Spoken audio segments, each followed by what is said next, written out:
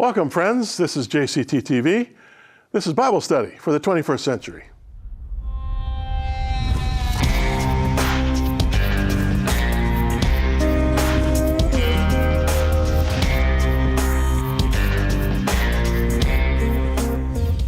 You know, often when you think about Jesus' ministry, you think of him ministering basically in Jerusalem to Jewish people. Well, the fact of the matter is that most of Jesus' ministry was in the Galilee, and at least 50%, if not more, of his ministry was to Gentiles. That whole area of the Galilee into what was then called Syria was almost exclusively Gentile, and there were a lot of travelers from around the world who would come through there who were all Gentiles. And we're going to see that in our study today.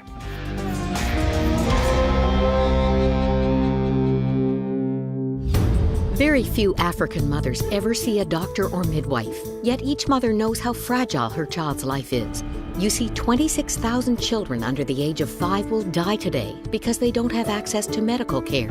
Your gift of $260, just $22 every month, helps stock a mobile clinic and train healthcare workers to care for young mothers and their children during pregnancy and preschool years. Join WOW Mother Care now. Protect the life of a mother and her child.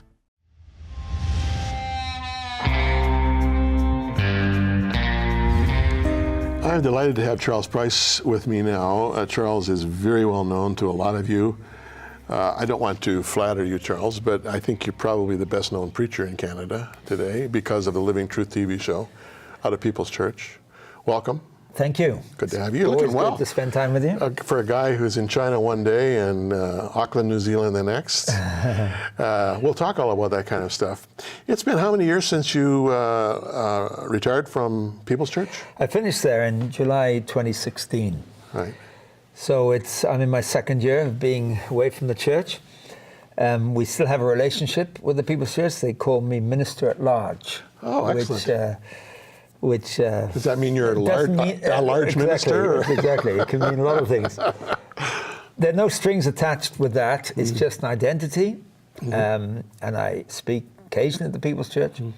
But it means if I travel and speak somewhere and they say, well, who are you? This is a kind of tag that gives me... and People's Church, of course, is known all around the world. It's probably still is the #1 missions church in the world.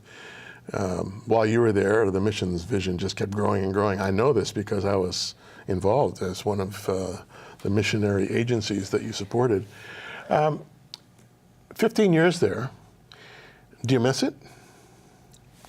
I didn't know how heavily the overall responsibility sat on my shoulders until it was lifted. Right. And I still enjoy... breathing the air. Breathing the air, that's right.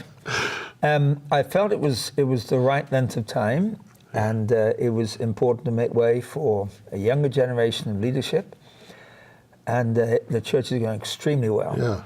Yeah. I don't miss that day to day, and I still preach a lot. Yeah. Sometimes I miss the continuity. Sure. Because I travel widely, and I speak here this week and there next week, and don't have that same continuity of relationship that you have when you're in one church. So I miss that. I know exactly what you're talking about. I miss that too from my years of pastoring. And the great thing about pastoring is you're dealing with the same group of people week in and week out. You can actually take them through a series on Romans or help them develop their view of various topics of the Scripture. It's great. On the road, you can find yourself just kind of speaking to a bunch of strangers out there. But at the same time, it has huge impact. You know, something that surprises me a lot about you, Charles, is that you've got this, I would use the adjective almost frenetic travel schedule. And you have had a major heart issue for many, many years. You had a major coronary in your 30s, right? Not in my 30s. It was in my 40s, 20 years ago. 20 years ago. And a lot of your heart muscle was damaged, and you've been pretty close to meeting your maker on a few occasions. Now you have this, what would I call it, computer in your chest? What That's right, a device anyway. A device. And this complicated machinery has got you feeling good and traveling all over the world. I mean, how do you pull that off? Yes, it's interesting. 3 years ago, I was in Iraq speaking at a conference of pastors. Right. And as I was speaking, the energy just drained away from me. And when I finished, I ended up holding on to the desk really, the pulpit. And I sat down and people came to talk, and I couldn't even stand up. Unfortunately, I was going home the next day, so I went to see my cardiologist here in Toronto. You traveled home in that condition? I had no choice. Wow. I wasn't going to go anywhere in Iraq. No, right. Good point. So, and I was coming home anyway. And so he did some tests, and he said, some serious deterioration has taken place. And so we went through various processes, and including sending me down to Toronto General to meet with the heart transplant team there, and the lady who's the head of it. So they did a few more tests.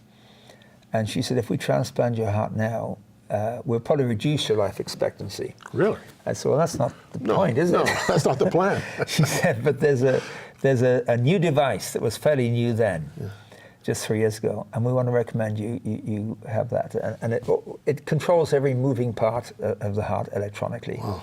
Has 3 main functions. It's a pacemaker, it's a defibrillator, but for me the most important was it synchronizes the left and right chamber, so they beat in unison as opposed to boom, boom, Yeah, instead of against each other. Against it, that's right. And fortunately, I fit into a category they call super responders. Ooh, that's kind of like Superman? It does, yes, that's right. I mean, half the people, it makes a moderate change, difference. Another group, it makes some, but they said there's a 10% category they term super responders. So I'm doing really well. And I have to pace myself accordingly. But that doesn't stop me in the traveling and preaching I do. I limit how many times I speak a day. I'm grateful to God that I'm functioning well. You were telling me off air, and I think it'd be great to tell a story, how your schedule can sometimes amaze even you. You preach in the morning in Australia, you fly all the way to California, and you preach the same day in California. I mean, tell me about that. No, that was some years ago from New Zealand, actually. Oh, New Zealand. From Auckland, New Zealand. Yeah. I spoke in a church at 11 o'clock on Sunday morning. Yeah. Went to the airport for a flight left that afternoon. Crossed the international date line, of course. Right. So you go back a day. Yeah. Arrived in Los Angeles, taken to a church, and I spoke at 11 o'clock the same day, same date. Same date. In 2 churches. That's got to be a bit of a world record. Well, I'm sure it's been done before. But, and I've traveled a lot internationally. I know about jet lag. Is that a factor? I mean, for you? I mean, do you find yourself after these transatlantic or trans-Pacific flights just totally knocked out for a few days? Sometimes I try and think in the time zone I'm going into, as opposed to when I've left. People say, what time is it for you? Right. Meaning is it 6 hours ahead? Yeah. And I say, it's right now. What at the same time it is for you? So mentally there's that. I do take some sleeping pills that my doctor prescribed for the purpose of helping with jet lag. Right. But I try and arrive a day before I speak. I used to arrive, get off the plane and go and speak. Yeah. And I try and arrive a day before, so that I have a night at least before I speak. But yeah, I'm built in a way that I can deal with that more than some people can. Your wife is on board with all of this travel? Yeah, we travel together. Oh, she comes with you? We travel frequently. She speaks a lot. And as we're talking now, we're going to Australia tomorrow, actually, together. And we're both speaking at several events. I'm doing others on my own, but we're doing 1, 2 things together as well. And we often get invited to speak at conferences of missionaries and that kind of thing, out on the field, and we will do that together. I say to people who might write to me, because they don't know Hillary, perhaps they may know me, and I say, we'll serve you best if we come and do this together, especially in that kind of residential missionary context. So we've done that quite a bit, yeah. That's terrific. And tell me about your kids. Well, I have 3. My eldest daughter is married to an Iranian young man named Fazem Hodja, and they are living and working in South Africa with a group called Hands at Work that you actually introduced me to. Right. Years and ago. the People's Church too. Yeah. And that's how they made this contact. And they're now living in South Africa in that ministry. My second daughter and her husband, who happens to be Russian, we're really mixing our genes around. Yeah. They work full-time with Move In Toronto. You're probably familiar with Move In, which is teams of mainly young people moving into some of the tough, rough areas of the city, and it's now spread internationally. And being a presence there, my son-in-law works full-time with that ministry, but of course the idea is you're getting ordinary people. They've got hundreds now in different cities of the world living in that moving context.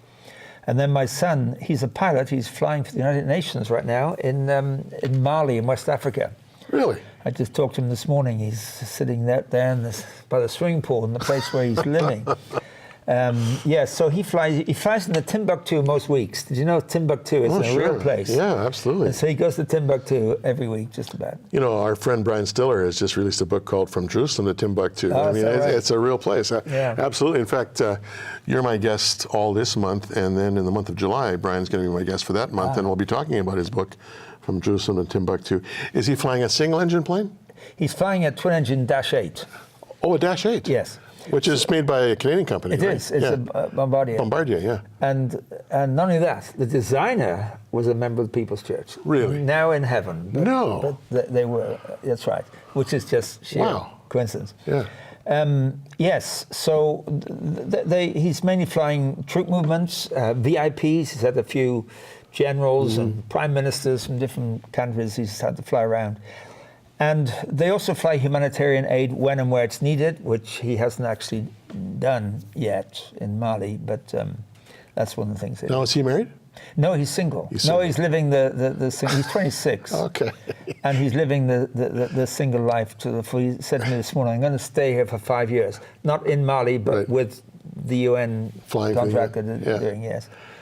Well, he'll find a godly woman somewhere, for sure. Well, he gave one away. Oh, no. In order to live this life. Okay. Well, and in his time off, you know, I won't get into that. he took a motorcycle through the length of Vietnam recently, and his time off, and he was telling me today that next time he's off, he's going to go to Delhi, get a motorcycle, and drive it up into Kashmir and around and back. So he's an adventurer. He's my kind of guy. Yeah, he's my kind of guy. Yeah. I've been riding motorcycles since I'm in my mid-20s. Oh, yeah. Now, I'm going to have you all month, so there's a lot else that we're going to be talking about in terms of just ministry and other stuff that emerges in that conversation. We got about a minute left. In terms of your schedule, which we've been talking about, is it relentless or is it paced? Are you able to take some time off? Yeah. It's paced. I mean, there are gaps in it. I only go if people invite me, and then only if we sense this is right. Right. And there isn't really a criteria for determining that that's rigid. Yeah. It's a gut sense as well. Yeah. But, I mean, this year we're on every continent. Wow. South America, Africa, Asia. Really? Europe. Here. Wow. Australasia. But there's no scheme behind that. It's just the way it develops. Well, you are without question a global ambassador for Christ and a very, very trusted communicator of the gospel. And I'm thrilled that you're with me for the month. Charles Price is my guest, and as you watch the program from week to week over the next month, you'll be hearing from Charles as well as from me. I'll be back with more right after this.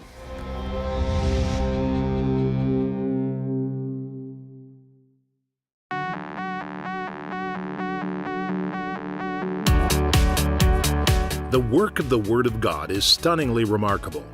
We must understand that God has placed His life codes of salvation and healing in the books of Matthew, Mark, Luke, and John. Jim Cantelon is focused on the messages that God has communicated through the Bible to you and me.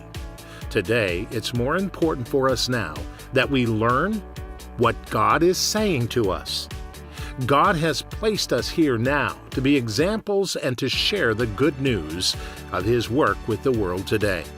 If you've heard the Divine Mind speak to you through this program, then God has worked in amazing ways to reveal His Word. Remember that this program has cost, and we have been faithful to God to bring this program to you. If you want to give an offering in any amount, we would appreciate it. Send to Jim Cantelon Today, P.O. Box 989, Burlington, Ontario, L7R 3Y7. Or call us at 519-415-8341.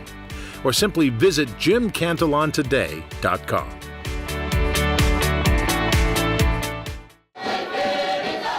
Remote and rural, these children and their families have no access to medical care. There is no clinic nearby. And when a mother is desperate to save her dying child, she will walk for many hours. Sometimes the child doesn't survive. So we go to them. These tables and chairs under the trees look like a gathering, not a medical clinic. But the doctors and nurses are transforming the lives of the children and their families. They provide primary medical care, classes on sanitation, medicines, and a better understanding of HIV and AIDS. Most of all, they bring hope as they diagnose, treat, and educate families. This clinic is a gift from donors that will transform their lives. You can become part of that transformation. Your gift of $25 will provide health care for an entire family. $100 provides care for 6 families. Be a part of real change. Go to wowmission.ca/saveachild.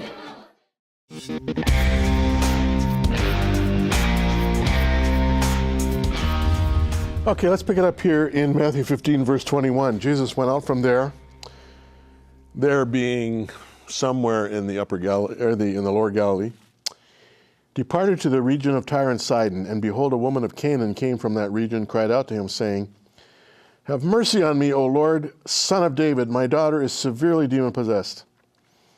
But he answered her not a word. His disciples came and urged him, saying, "Send her away, for she cries out after us." But he answered and said, "I was not sent except to the lost sheep of the house of Israel." Then she came and worshipped him, saying, "Lord, help me." But he answered and said, "It is not good to take the children's bread and throw it to the little dogs." She said, "Yes, Lord, yet even the little dogs eat the crumbs which fall from their master's table." Then Jesus answered and said to her, "O woman, great is your faith, let it be to you as you desire." And her daughter was healed from that very hour. You know, if you read this without any background and study, it seems to be a very awkward and difficult passage. I'm going to help you with it because there's something brilliant going on here. First of all, Jesus goes out from there to Tyre and Sidon. You know, it's kind of like, you know, when you're watching a movie, the editor will have you going from one scene to the next, just like that, as if there was no interim between here to there. Well, that's part of the science of movie making. You read a book, and in this case the Bible, and you get the same impression that you just go from one scene to the next without realizing that to get to Tyre and Sidon from where he was on the northern shore of the Sea of Galilee was a huge task. When you're on the shore of the Sea of Galilee in Capernaum, the first thing you have to do is you got to walk up this very, very steep hill that's called a mountain. It's where the Sermon on the Mount was preached. When you drive it, as I have done countless times over the years, you got to do 8 switchbacks in your car, and I'm talking major switchbacks because it's so steep. Okay, but in Jesus' time you had to walk. Okay, that's just the beginning. Then you have to begin this long, long, long climb up to what's now called Rosh Pinah, which means head of the corner. It's an actual settlement or town, and you kind of flatten out into what's called the Hula Valley. The Hula Valley was a malarial swamp in Jesus' day. It was a source of a lot of disease. A lot of the people that he healed of fevers would have been healed from malaria because of the Hula Valley. The Israelis in 1948, when they began to develop the land, drained the Hula Valley. And what a task that was, directing all the water to the Jordan, which then went down to the Dead Sea. And to do that, a lot of them died from malaria. It was a massive task. Anyway, you get up to that, and you have to walk, in Jesus' case, about, I'd say 15 miles, maybe 20 miles, to get to the north end of the Hula Depression, and then you have to start climbing again. And now you're climbing foothills, essentially, that lead to the 10,000-foot Mount Hermon, which is up there to your right in the north, which borders Israel, Syria, and Lebanon. It's a massive mountain that gets up to 40 feet of snow in the wintertime. My own kids have snowboarded there in the wintertime. People say, "What, in Israel you snowboarded?" Yeah, just got to go and see it for yourself. But you get up to that height, and you're now into southern Lebanon. You have a huge valley in front of you called the Valley of the Springs, and it's surrounded by these hogsbacks of mountains. Again, by the Rocky standard, they're not very huge, but believe me, you try climbing them, and they are just almost impossible, especially in the heat of the day. And you go up and down, up and down. Now, I was, during one of Israel's wars, I went into the area of Tyre and Sidon with my little Volkswagen. I took a big risk driving around holes in the road that were made by mortar shells. I was there for a reason. Maybe I was nuts, but anyway, I was there. So I know this area very well. It's called the Shuf Mountains. It's very, very hilly. Here's my point, friends. You know, you read, and he went out from there, departed to the region of Tyre and Sidon. Just a matter of a few words, one sentence. Huge, huge task to do this. It would take days and days. So just keep that in mind when you're reading the Bible. It's a lot between the lines, okay? There's a woman, a Canaanite, who cries out to him, "Have mercy on me, O Lord, son of David. My daughter is severely demon-possessed." Now, the fact that a Canaanite, she's a Gentile, all right? This is the area of the Gentiles. She calls him, "O Lord, son of David." She knew exactly what she was doing. She was flattering him, even though she may have been expressing some faith, too. But these were messianic terms. And she was doing something that most Jews wouldn't do, calling him, "O Lord, son of David." Even Jesus' own disciples weren't sure right till the bitter end. It wasn't until after the resurrection and the appearances that they began to realize who they were dealing with here.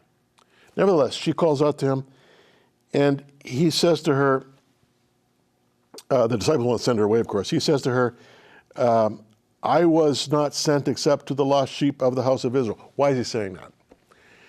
He's saying that because when he sent out the disciples the first time to do some missionary work, he said, "Go only to the lost sheep of Israel." And so he's aware of that, okay? And he's trying to be consistent with his orders to them. At the same time, he's saying something with his tongue in cheek. But it was because of this, the disciples had no compassion on this Gentile woman. Go away. Jesus has nothing to do with you. He's only concerned with Jews. They expected consistency from Jesus. But Jesus is setting them up. He hasn't really nailed them yet, but he's going to. The woman says, or he says to the woman, "It's not good to take the children's bread and throw it to the little dogs."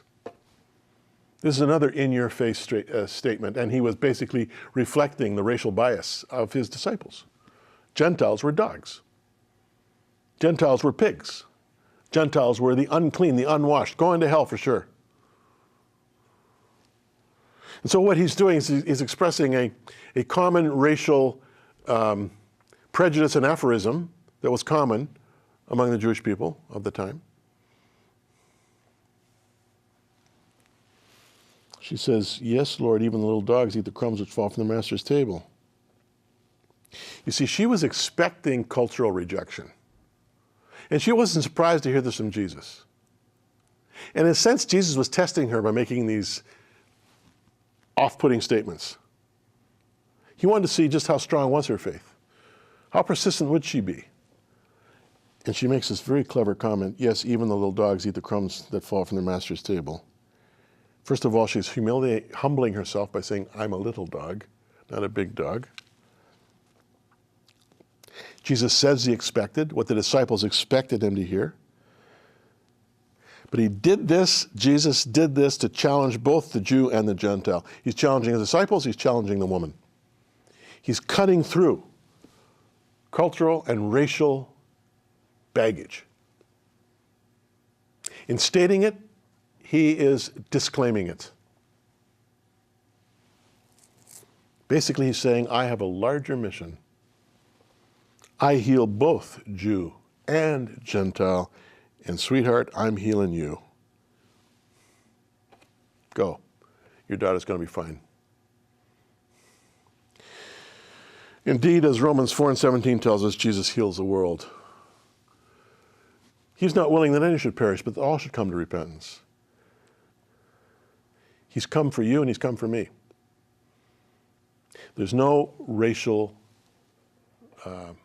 precondition. It doesn't matter if you're black or if you're white. It doesn't matter if you're red or you're yellow. It doesn't matter what your language is or where your home country is. It doesn't matter to him whether you're rich or whether you're poor, whether you're a man or a woman. He doesn't care about all of these things that we think are so important. What he cares about is your eternal soul. You have been built by God, designed by God, to live forever with him in paradise.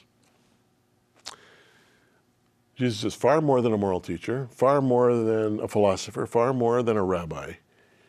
He's far more than anything other than Son of Man and Son of God. And when Jesus speaks, the universe listens. So, be they crumbs or be they main course, it is he who has the word of life. And that's what will sustain us, and that's what will save us. I'll be back right after this.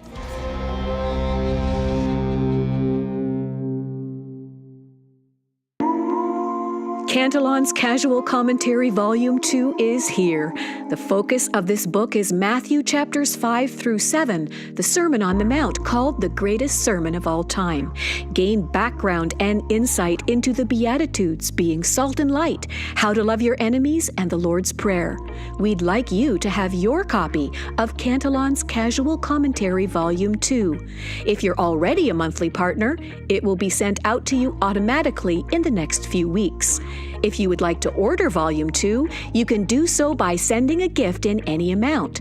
Call us at 519-415-8341 or write to Jim Cantelon Today, P.O. Box 989, Burlington, Ontario, L7R 3Y7, or visit us online at jimcantelontoday.com. Request Cantelon's Casual Commentary Volume 2 and it will be sent to you.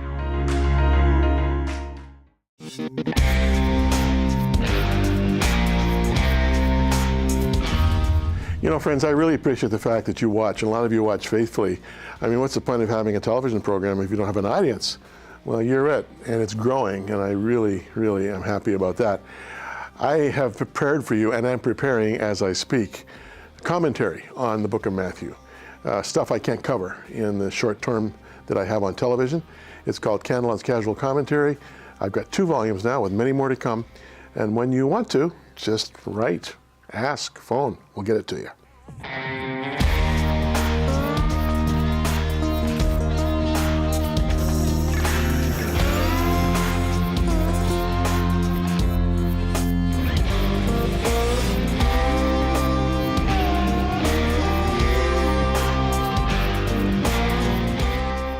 Contact us.